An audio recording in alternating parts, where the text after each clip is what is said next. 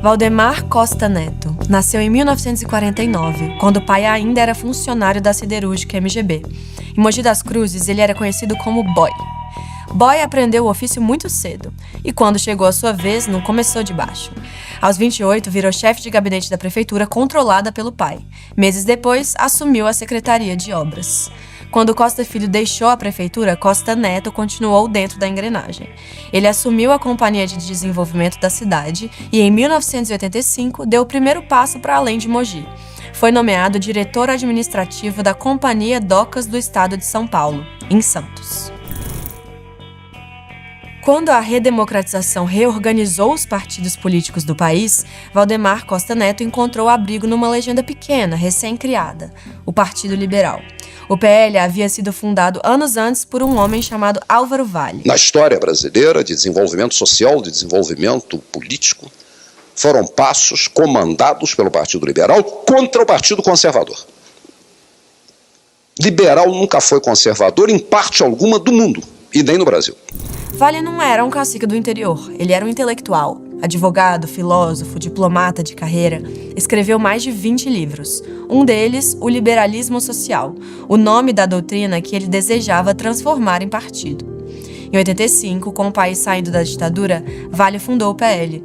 Enquanto viveu, procurou mantê-lo doutrinário, mais preocupado com a propagação de ideias do que com a captura do poder. Álvaro Valle morreu de câncer, em janeiro de 2000. E no dia seguinte, Valdemar Costa Neto assumiu a presidência do PL.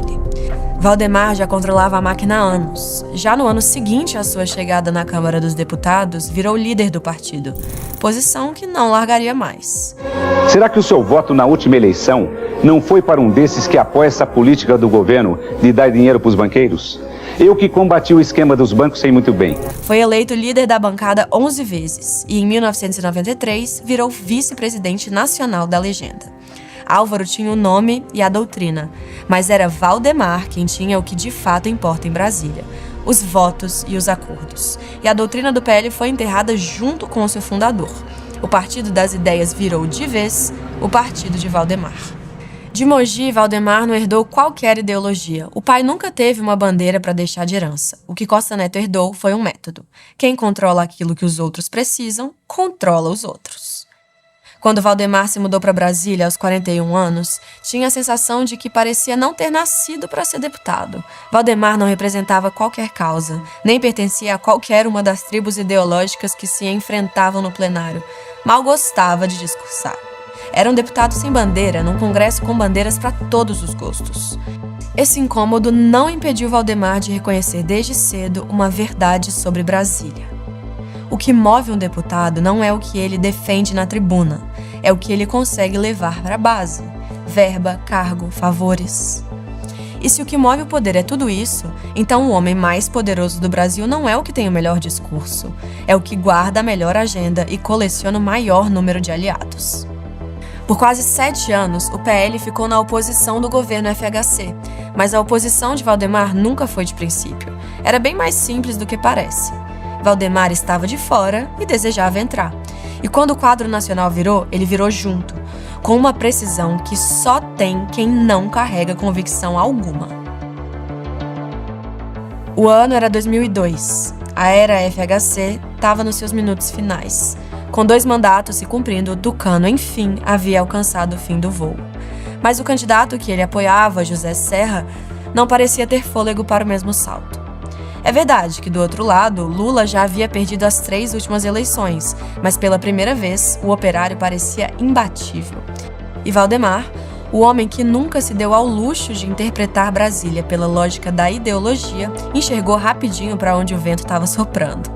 Apoiar Lula em 2002 não era um cálculo fácil. Havia uma armadilha eleitoral. Pela regra da verticalização, a Aliança Nacional contaminava as alianças nos estados.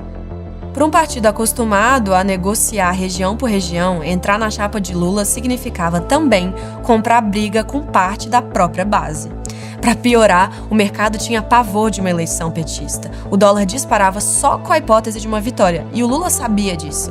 Mas naquele ano, quando José Dirceu procurou o PL, Valdemar soube oferecer exatamente o que o PT precisava: o nome de José Alencar para o cargo de vice. Alencar era senador por Minas e dono de um dos maiores impérios têxteis do país. Era a melhor chance disponível. E deu certo. Em outubro, Lula venceu. E pela aliança, o PL levou duas coisas. A primeira foi a vice-presidência da República, a segunda, o Ministério dos Transportes, o comando federal das estradas do país. O PL não largaria esse comando tão cedo. De 2003 a 2016, por longos 14 anos, o Ministério dos Transportes ficou na órbita do PL. E com ele vieram os órgãos que de fato mexem com o dinheiro grande. O DENIT, das rodovias, a VALEC, das ferrovias e a ANTT, que regula o setor. O DENIT não é um órgão qualquer. O DENIT executa sozinho 90% de tudo que o Ministério dos Transportes gasta. No auge, em anos em que o PL mandava na pasta, o departamento chegou a movimentar 25 bilhões de reais por ano. Valdemar montou dentro dos transportes o que a imprensa apelidou de República de Mogi. Gente da sua cidade espalhada pelos cargos da pasta. Um afiliado político no DENIT, um amigo de infância na ANTT, outro na VALEC e assim por diante.